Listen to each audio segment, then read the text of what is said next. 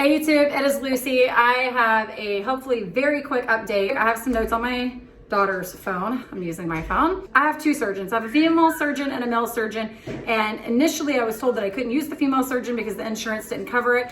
And then they said that they did cover it, and then they said they didn't. And this went back and forth so many times it's not even funny. It was just ridiculous. But this female surgeon comes highly recommended by personal friends of mine, which means a lot to me, and then highly recommended across our area thyroid group as a whole. He's a renowned, well-known surgeon across America, double certified, and they're both great doctors, but obviously you can click with one more than the other, or maybe it's equal. I don't know, because I haven't met the female one because of this. I got a call because I was supposed to go meet with them today, and to back up a little bit before that, they ended up calling for like the 20 billionth time, and they said, oh, you know what, so we can get it covered under your insurance through a special code, but it's only going to be 50% off, and it's out of network, so it's not even going to go towards your deductible, and we could just basically cut the price in half for your doctor's appointments, for your labs, for the surgery,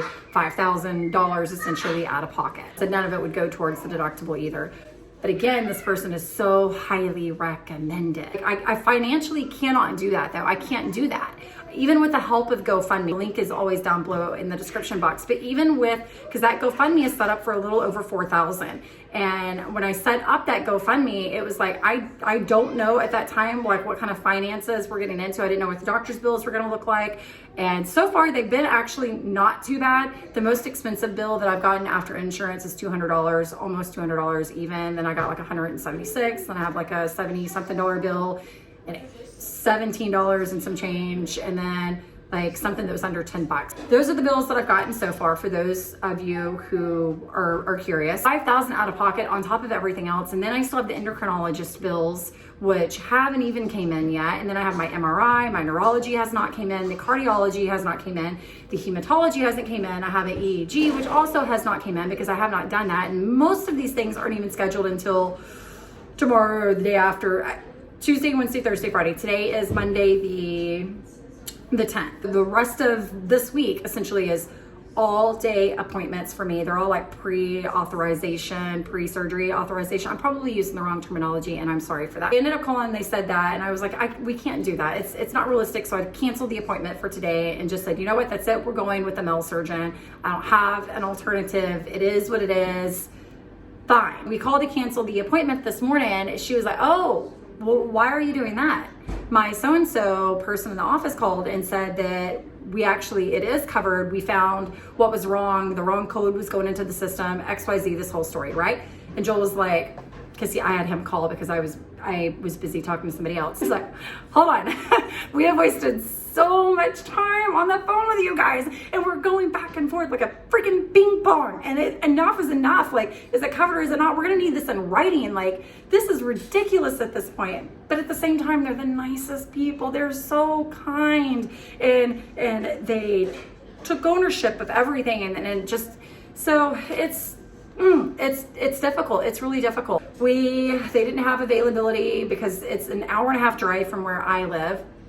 And at that point in time, we only had an hour, so we would have been 30 minutes short on time. So we're trying to get a later appointment for today. They didn't have it. So we ended up scheduling it for Friday. I'm gonna go meet with the female surgeon on Friday, and then they were able to book the surgery through them originally on the 18th, but now they had to delay it to the 19th. So no matter which surgeon I go with, surgery's on the 19th. If I go with the female surgeon, it is January the 19th at 12. I don't have a time yet with the male surgeon. Now with the male surgeon, they want me overnight. They know I visited with them multiple times. I talk to them all the time. They know my health history. They want me overnight because of my clotting disorders and a bunch of other stuff. Now, the female surgeon, I've never actually sat down with them. They do not know my whole history. They want to do an in and out day surgery. I don't know enough about this, and I am heavily relying on my peers and y'all and my friends for feedback, because what y'all have to say means a lot to me. And if you feel like it's more personal to message me over on Instagram, I read every single message. I don't get to reply to all of them. I do reply to the majority of them, but I just, as a heads up, don't take it personal if I don't get to, especially this week, because I am busy and I'm just trying to prioritize.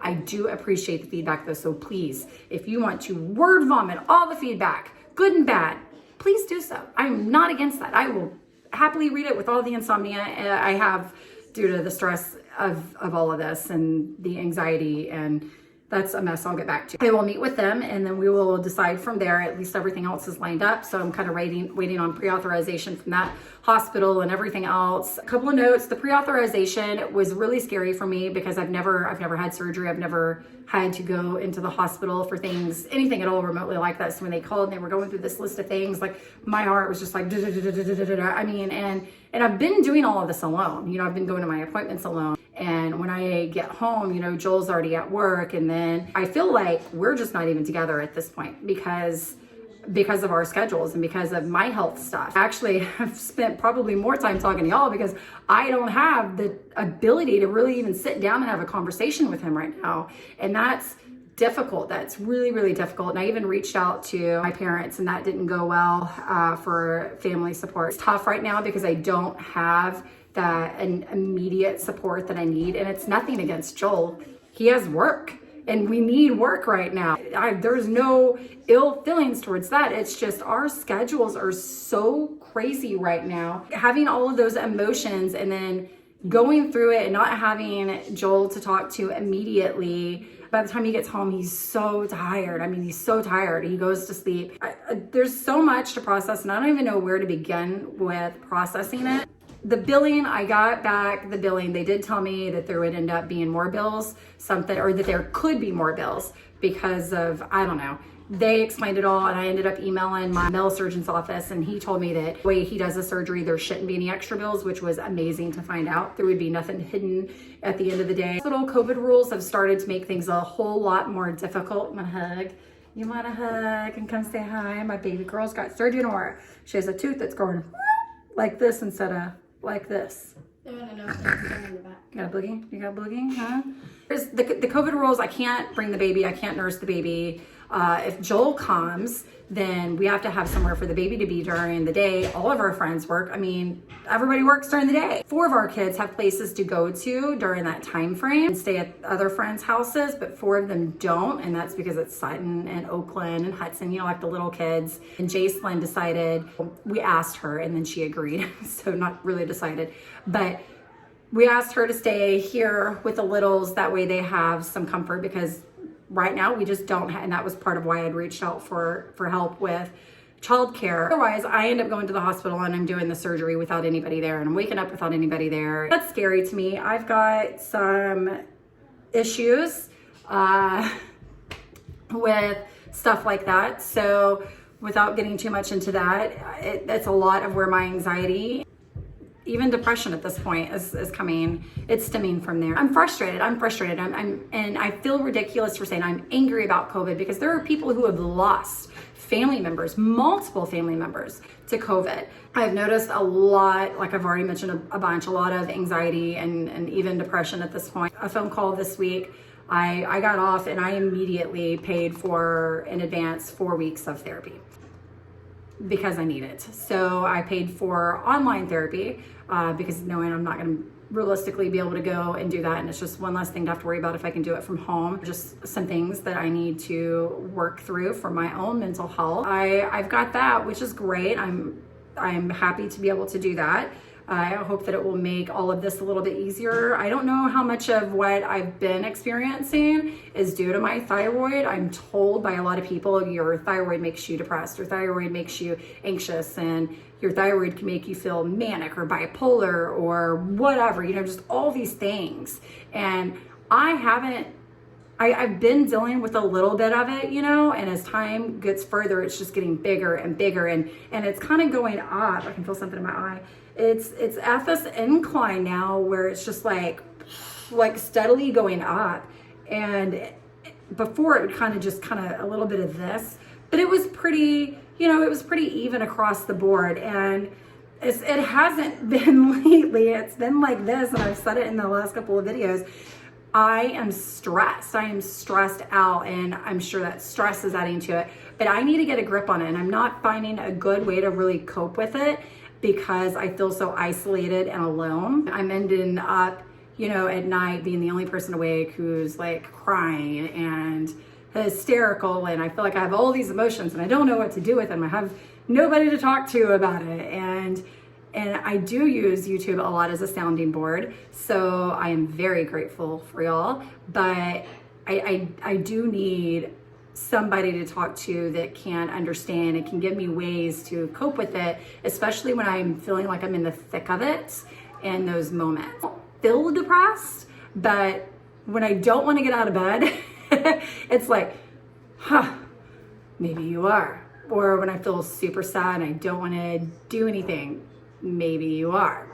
And it's like, I don't know, like I feel happy, but I don't want to see anybody. I don't want to go anywhere. I don't want to do anything. Everything feels heavy. Everything feels too much. Everything feels overwhelming, very anxious. So I'm thinking, maybe I am. It's a mess. Everything here is a mess right now. So we're going to get it fixed. And by fixed, I mean it's a work in progress, but when is it not? I did have a couple of questions for y'all as far as like what all, for those who have been through it, like what do you wish you would have known? And they told me 2 weeks. They said 2 weeks for Joel to take off work. Not necessarily for like recovery, but let me set that phone down. But because I've got kids and I have to hold a baby all the time. Right now he's being held and comforted by somebody else, so that is great. But the kids aren't always home. They have things. I mean, my kids have so many things that they're constantly doing and in that right now is a fluke that they're even all home right now. Sutton weighs 23 and a half to 24 pounds, and Oakland's just as big for his age. I mean, he's solid, big 2-year-old. They said it was like lifting, you know, like they don't want me lifting them, and I'm worried about like breastfeeding and like the tubes and the drains. I don't know how long they'll be in. I'm assuming a couple of days, hopefully no more than that. And I don't know how long this will be healing, but he's a big boy who's got a big punch. And no, I don't mean like punch, but you know, like babies, breastfed babies, they want to do this, they want to knead, they want to pull, and usually I tuck my necklace in. My sister sent this necklace the other day. It's really sweet. Does he really need 2 weeks off work? It's just so much, it's so much time off work. Like I can't, like I'm sitting here thinking about how much he makes, you know, in a week. And then I'm like, oh my gosh, that's ×2 that we wouldn't have. He doesn't get paid time off work. He doesn't get any of those things. The GoFundMe has, I think because GoFundMe takes a portion out, I think it has like $2,800, but I think when you go to withdrawal, which I haven't withdrew anything, I think it's at $2,700, and then $365 has been donated to Venmo, and it's still sitting there too because I'm not going to touch any of it until it's time to pay those bills. GoFundMe will obviously help with that because as of right now, those bills do not add up to $2,700, but that time off work will surpass that. I'm hoping that no more than a week off work. He didn't even take that long off work when I had kids, or when we had kids. I mean, I gave birth to the kid, but you know, our kid. So, I mean, he was back at work usually 2 days, at max 4 days after I had a baby, and I think he only did that twice. I think normally he went back the second day after I had a baby. That's the beauty of home birth, is that you can do that. Go back. I hate being out of my routine. I hate it. Go back to work. Bye. Let me find my new groove with the baby and the new dynamic and all that. I think that covers most things that I had in my list. Until next time, I will see y'all later. Bye, YouTube.